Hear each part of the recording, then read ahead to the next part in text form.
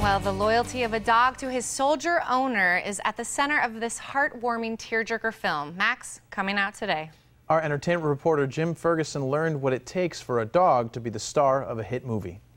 Well, good morning. Our Hollywood Happening today looks at the remarkable true story of a precision-trained military dog named Max, who served on the front lines in Afghanistan. Lauren Graham and Thomas Hayden Church play the parents of Max's handler, U.S. Marine Kyle Wincott. Here's Thomas Hayden Church and Lauren Graham. You know, there's an old showbiz saying, you never follow a dog act, but this one's special, isn't it? Yes, and that it's, you know, the movie is based upon, I think, an amalgamation of stories about service dogs.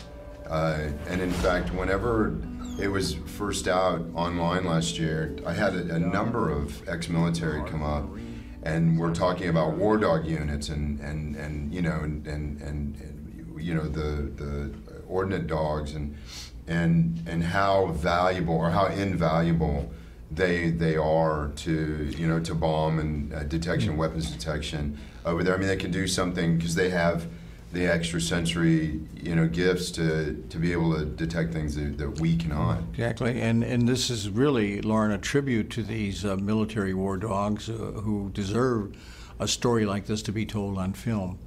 Do you think that there'll be a number of families that can relate to the Wincotts?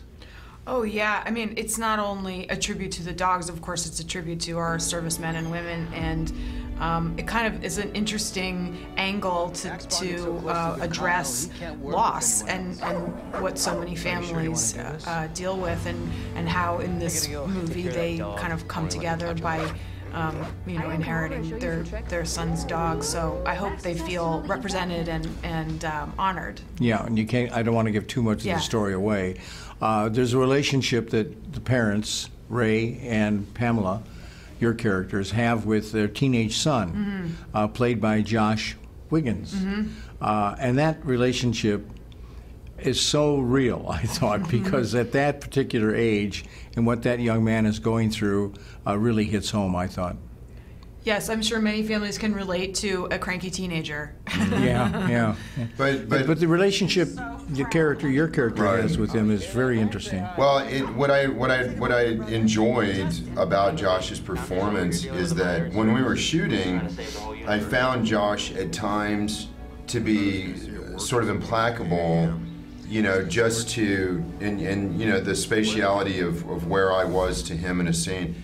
But now having seen the film and how Boaz really pushed in, and Stefan, the DP, and not just in your standard kind of close-up stuff, but there's some stuff that they captured, with Josh.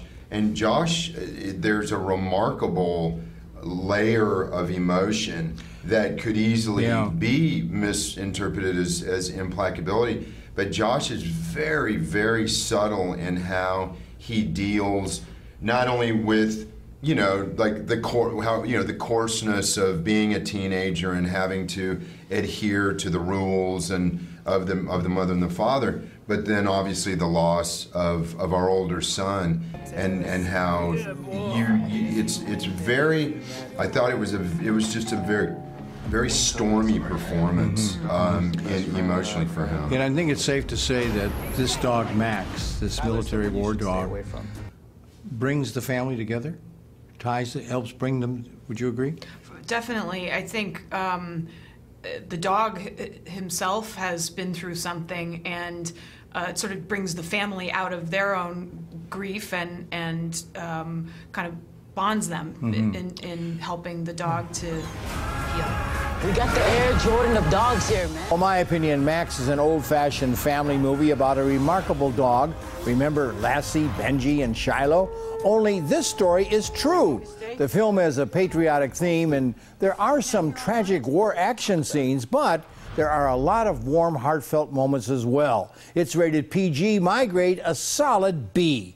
Well, also opening today, He's Back, the comedy Ted 2, starring Mark Wahlberg, and the action-adventure Big Game, starring Samuel L. Jackson. I want to see you right here next Tuesday on The Morning Blend.